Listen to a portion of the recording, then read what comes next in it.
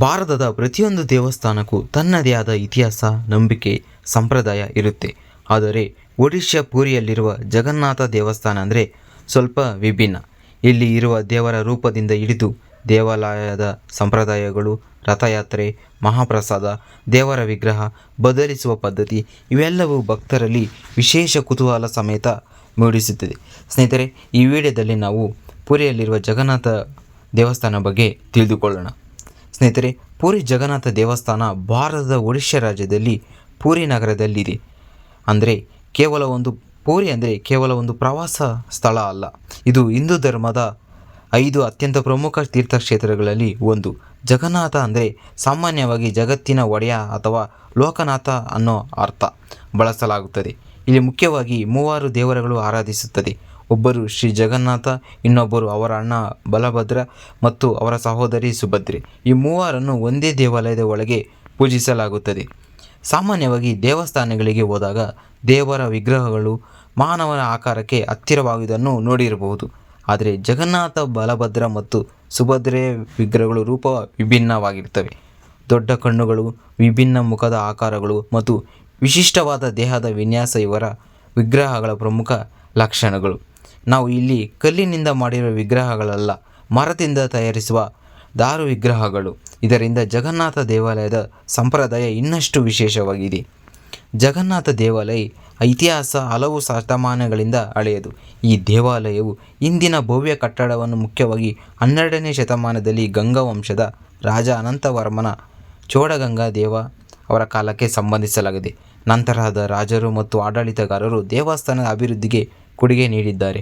ಅಂದರೆ ಇದು ಒಂದು ರಾಜನಿಂದ ನಿರ್ಮಾಣವಾದ ದೇವಸ್ಥಾನ ಅಂತ ಸರಳವಾಗಿ ಹೇಳುವುದಕ್ಕಿಂತ ಹಲವು ಶತಮಾನಗಳಲ್ಲಿ ಅಭಿವೃದ್ಧಿ ಹೊಂದಿದ ಧಾರ್ಮಿಕ ಕೇಂದ್ರ ಅಂತ ಹೇಳಬಹುದು. ಈ ದೇವಾಲಯದಲ್ಲಿ ಕಾಲಕ್ರಮೇಣ ಒಡಿಶಾ ಧಾರ್ಮಿಕ ಮತ್ತು ಸಾಂಸ್ಕೃತಿಕ ಜೀವನದ ಪ್ರಮುಖ ಕೇಂದ್ರವಾಗಿದೆ. ಭಾರತದ ಪ್ರಮುಖ ಕ್ಷೇತ್ರಗಳಲ್ಲಿ ಪಟ್ಟಿಯಲ್ಲಿರುವ ಪುರಿಗೆ ವಿಶೇಷ ಸ್ಥಾನವಿದೆ. ಹಿಂದೂ ಧರ್ಮ ಧರ್ಮ ಕ್ಷೇತ್ರಗಳಲ್ಲಿ ಪುರಿ ಕೂಡ ಒಂದು. ಉಳಿದ ಪ್ರಮುಖ ಕ್ಷೇತ್ರಗಳಲ್ಲಿ ಬದ್ರಿನಾಥ್, ದ್ವಾರಕಾ ಮತ್ತು ರಾಮೇಶ್ವರಂ. ಹೀಗಾಗಿ ದೇಶದ ವಿವಿಧ ಭಾಗಗಳಿಂದ ಭಕ್ತರು ಪುರಿಗೆ ಬರುತ್ತಾರೆ. ಯಾರಿಗಾದರೂ ಜೀವನದಲ್ಲಿ ಒಮ್ಮೆ ಜಗನ್ನಾಥ ದರ್ಶನ ಮಾಡಬೇಕು ಅನ್ನೋ ಆಸೆ ಇರುತ್ತದೆ. ಅದಕ್ಕಾಗಿ ವರ್ಷವಿಡೀ ಪುರಿಯಲ್ಲಿ ಭಕ್ತರ ಸಂಚಾರ ತುಂಬ ಹೆಚ್ಚಾಗಿರ್ತೈತಿ. ದೇವಸ್ಥಾನ ಬಗ್ಗೆ ಮಾತನಾಡುವಾಗ ರಥಯಾತ್ರೆಯನ್ನು ಹೇಳದೇ ಇರಲು ಸಾಧ್ಯವೇ ಇಲ್ಲ. ರಥಯಾತ್ರೆಯಲ್ಲಿ ಅಂದರೆ ಪುರಿ ಅತ್ಯಂತ ಪ್ರಸಿದ್ಧ ಧಾರ್ಮಿಕ ಉತ್ಸವಗಳಲ್ಲಿ ಒಂದು. ಪ್ರತಿ ವರ್ಷ ಜಗನ್ನಾಥ, ಬಲಭದ್ರ ಮತ್ತು ಸುಭದ್ರೆಯನ್ನು ಭವ್ಯವಾದ ರಥಯಾತ್ರೆಗಳಲ್ಲಿ ಕೂರಿಸಿ ಮೆರವಣಿಗೆ ಮಾಡಲಾಗುತ್ತದೆ. 3 ದೇವರುಗಳು 3 ಪ್ರತ್ಯೇಕ ರಥಗಳು ಇರುತ್ತವೆ. ಜಗನ್ನಾಥ ರಥವನ್ನು ನಂದಿಘೋಷ ಎಂದು ಕರೆಯಲಾಗುತ್ತದೆ. ಬಲಭದ್ರ ರಥ ತಾಳಧ್ವಜ ಅಂತ ಕರೀತಾರೆ. ಸುಭದ್ರೆಯ ರಥ ದರ್ಪದಲನ. ಈ ರಥಗಳನ್ನು ಸಾವಿರಾರು ಭಕ್ತರು ಹಗ್ಗಗಳಿಂದ ಎಳೆಯುತ್ತಾರೆ. ಆ ದೃಶ್ಯವನ್ನು ಒಮ್ಮೆ ನೋಡಿದರೆ ನಿಜವಾಗಿಯೂ ಅದ್ಭುತವಾಗಿರ್ತದೆ. ದೇಶದ ವಿವಿಧ ಭಾಗಗಳಿಂದ ಮಾತ್ರ ಪ್ರಪಂಚದ ಅತ್ಯಂತ ವಿವಿಧ ಕಡೆಗಳಿಂದಲೂ ಜನರು ಈ ರಥಯಾತ್ರೆ ನೋಡಲು ಬರ್ತಾನೆ ಇರ್ತಾರೆ. ಇದು ಜಗನ್ನಾಥನ ದೇವಸ್ಥಾನ ಅತ್ಯಂತ ವಿಶೇಷ ಸಂಪ್ರದಾಯಗಳಲ್ಲಿ ಒಂದು.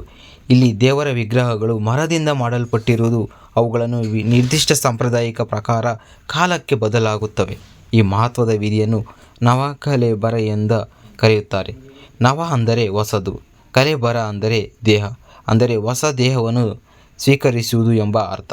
ಹಳೆಯ ಮರದ ವಿಗ್ರಹಗಳು ಬದಲು ಹೊಸ ವಿಗ್ರಹಗಳನ್ನು ತಯಾರಿಸಲಾಗುತ್ತದೆ. ಆದರೆ ಇದು ಸಾಮಾನ್ಯವಾಗಿ ವಿಗ್ರಹಗಳನ್ನು ಬದಲಿಸುವ ಕೆಲಸ ಅಲ್ಲ. ಇದರ ಹಿಂದೆ ಹಲವು ಕಠಿಣ ಧಾರ್ಮಿಕ ವಿಧಿವಾದಗಳನ್ನು ಮತ್ತು ಸಂಪ್ರದಾಯಗಳಿವೆ. ಇದು ಜಗನ್ನಾಥ ಸಂಸ್ಕೃತಿ ಅತ್ಯಂತ ವಿಶಿಷ್ಟ ಭಾಗ ಅಂತಲೇ ಹೇಳ್ಬೋದು. ಇನ್ನು ಜಗನ್ನಾಥ ದೇವಸ್ಥಾನ ಮತ್ತೊಂದು ದೊಡ್ಡ ವಿಶೇಷತೆ ಅಂದರೆ ಮಹಾಪ್ರಸಾದ. ದೇವಾಲಯದ ಅಡುಗೆ ಮನೆಯಲ್ಲಿ ಇಲ್ಲಿನ ಪ್ರಮುಖ ಆಕರ್ಷಣೆ. ದೊಡ್ಡ ಪ್ರಮಾಣದಲ್ಲಿ ವಿವಿಧ ರೀತಿಯ ಆಹಾರವನ್ನು ತಯಾರಿಸಿ ಮೊದಲು ದೇವರಿಗೆ ಅರ್ಪಿಸಲಾಗುತ್ತದೆ. ನಂತರ ಅದನ್ನು ಮಹಾಪ್ರಸಾದವಾಗಿ ಭಕ್ತರು ನೀಡಲಾಗುತ್ತದೆ. ಈ ಪ್ರಸಾದ ಭಕ್ತರು ಅತ್ಯಂತ ಪವಿತ್ರವೆಂದು ಪರಿಗಣಿಸುತ್ತಾರೆ. ಇಲ್ಲಿ ತಯಾರಿಸುವ ಆಹಾರ ಪ್ರಮಾಣ ಕೂಡ ದೊಡ್ಡದಾಗಿರುತ್ತದೆ. ಪ್ರತಿದಿನ ಸಾವಿರಾರು ಭಕ್ತರು ಬಂದರೂ ಅವರಿಗೆ ಪ್ರವಾಸದ ನೀಡುವ ವ್ಯವಸ್ಥೆ ಇದೆ. ಇದರಿಂದಲೇ ಜಗನ್ನಾಥ ಮಹಾಪ್ರಸಾದ ದಿವ್ಯದಾದ್ಯಂತ ಪ್ರಸಿದ್ಧವಾಗಿದೆ. ಇನ್ನು ದೇವಸ್ಥಾನ ಕಟ್ಟಡ ಹಾಗೂ ಗಮನ ಕೊಟ್ಟರೆ ಒಡಿಶಾದ ಕಾಳಿಂಗ ವಾಸ್ತುಶಿಲ್ಪದ ಅದ್ಭುತ ಉದಾಹರಣೆ ಕಾಣುತ್ತದೆ. ದೇವಾಲಯದ ಮುಖ್ಯ ಗೋಪುರ ಬಹಳ ಭವ್ಯವಾಗಿದೆ. ದೂರದಿಂದಲೇ ದೇವಸ್ಥಾನ ಗೋಪುರ ಕಾಣುವಷ್ಟು ಎತ್ತರ ಮತ್ತು ವಿಶಿಷ್ಟ ವಿನ್ಯಾಸ ಹೊಂದಿದೆ. ದೇವಾಲಯದ ಸಂಕೀರ್ಣದಲ್ಲಿ ಹಲವು ಪ್ರಮುಖ ಭಾಗಗಳಿವೆ. ಮುಖ್ಯ ದೇವಾಲಯದ ಜೊತೆಗೆ ಹಲವು ಸಣ್ಣ ದೇವಾಲಯಗಳು ಮತ್ತು ಧಾರ್ಮಿಕ ಕೊಠಡಿಗಳೂ ಇವೆ. ಶತಮಾನಗಳ ಹಿಂದಿನ ನಿರ್ಮಾಣ ತಂತ್ರಜ್ಞಾನ ನೋಡಿದಾಗ ಆ ಕಾಲದ ಶಿಲ್ಪಗಳು ಕೌಶಲ್ಯ ನಮಗೆ ಅರ್ಥವಾಗ್ತಾನೆ ಇರ್ತವೆ. ಮತ್ತು ದೇವಸ್ಥಾನಕ್ಕೆ ಪ್ರವೇಶಿಸುವಾಗ ಮುಖ್ಯ ಪ್ರವೇಶ ದ್ವಾರವನ್ನು ಸಿಂಹದ್ವಾರ ಎಂದು ಕರೆಯಲಾಗುತ್ತದೆ. ಅಲ್ಲಿ ಸಿಂಹಗಳ ಪ್ರತಿಮೆಗಳು ಕಾಣುತ್ತವೆ.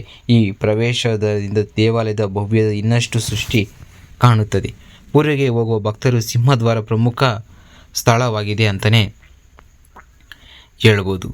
ಇಲ್ಲಿ ಪುರಿ ಜಗನ್ನಾಥ ವಿಶಿಷ್ಟ ಇಲ್ಲಿ ಏನೆಂದರೆ ಶತಮಾನದ ಇತಿಹಾಸ ಇದೆ, ವಿಶಿಷ್ಟವಾದ ಮರ ವಿಗ್ರಹಗಳಿವೆ, ನವಲೋಕದಂತೆ ವಿಶಿಷ್ಟ ಸಂಪ್ರದಾಯವಿದೆ, ಭಾರತದ ಅತ್ಯಂತ ಪ್ರಸಿದ್ಧ ರಥಯಾತ್ರೆನೇ ಇಲ್ಲಿದೆ, ವಿಶ್ವ ಪ್ರಸಿದ್ಧ ಮಹಾಪ್ರಸಾದ ಇಲ್ಲಿದೆ, ಅದ್ಭುತ ಕಳಿಂಗ ವಾಸ್ತುಶಿಲ್ಪಿಗಳಿವೆ ಮತ್ತು ಕೋಟ್ಯಾಂತರ ಭಕ್ತರ ನಂಬಿಕೆಯೂ ಸಮೇತ ಇದೆ.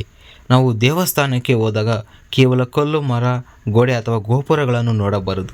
ಅದರ ಹಿಂದೆ ಇರುವ ಇತಿಹಾಸವನ್ನು ನೋಡಬೇಕು. ಅದರ ಹಿಂದೆ ಇರುವ ಜನರ ನಂಬಿಕೆಯನ್ನು ಅರ್ಥ ಮಾಡಿಕೊಳ್ಳಬೇಕು. ಪುರಿ ಜಗನ್ನಾಥನ ದೇವಸ್ಥಾನ ಕೂಡ ಹಾಗೆಯೇ ಶತಮಾನಗಳಿಂದ ಭಕ್ತರನ್ನು ಸೆಳೆಯುತ್ತಿರುವ ಈ ಕ್ಷೇತ್ರ ಇಂದು ಕೂಡ ತನ್ನದೇ ಆದ ಸಂಪ್ರದಾಯ ಮತ್ತು ವಿಶಿಷ್ಟವನ್ನು ಉಳಿಸಿಕೊಂಡಿದೆ. ಒಡಿಶಾಕ್ಕೆ ಯಾವಾಗಾದರೂ ನೀವು ಹೋಗುವ ಅವಕಾಶ ಸಿಕ್ಕರೆ ಪುರಿ ಜಗನ್ನಾಥ ದೇವಸ್ಥಾನಕ್ಕೆ ತಪ್ಪದೇ ಭೇಟಿ ನೀಡಿ. ಅಲ್ಲಿ ನಡೆಯುವ ರಥಯಾತ್ರೆಯನ್ನು ಕಣ್ಣಾರೆ ನೋಡುವ ಅವಕಾಶ ಸಿಕ್ಕರೆ ಅದು ಇನ್ನೂ ವಿಶೇಷ ಅನುಭವ ಸಮೇತ ಅನಿಸ್ತದೆ. ಸ್ನೇಹಿತರೆ, ಈ ವಿಡಿಯೋ ಇಷ್ಟ ಆದರೆ ಒಂದು ಲೈಕ್ ಕೊಡಿ ಮತ್ತು ನಮ್ಮ ಚಾನಲನ್ನು ನೀವು ಯಾರಾದರೂ ಹೊಸಬರು ನೋಡ್ತಾ ಇದ್ದರೆ ತಕ್ಷಣ ಸಬ್ಸ್ಕ್ರೈಬ್ ಮಾಡಿಕೊಳ್ಳಿ ಫ್ರೆಂಡ್ಸ್.